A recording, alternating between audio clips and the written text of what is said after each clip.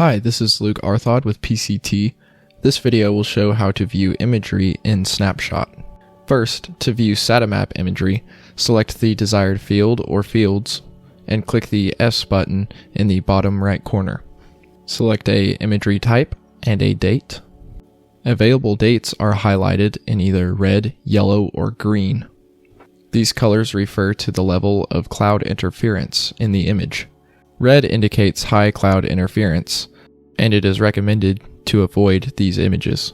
Yellow indicates moderate cloud interference, and green indicates little to no cloud interference. After you have selected a date, click Turn On. This will display the SATAMAP imagery for the selected fields.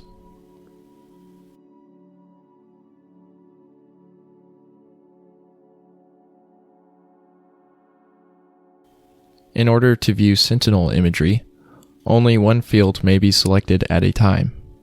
Click the 10 button for Sentinel 10 meter imagery, or click the 3 button for Sentinel 3 meter imagery. Sentinel 3 is only available for specific users. Select a imagery type and a date, and click Turn On.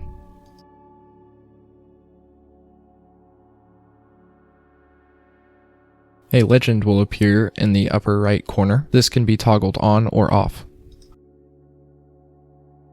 You can choose an additional image for comparison. These images are labeled according to the number of days before the selected image. For example, D10 is an image that was taken 10 days before the selected image. Click the image name in the legend to switch between the selected images. You can view both image layers as well as an image change layer, which displays the amount of change between the two layers.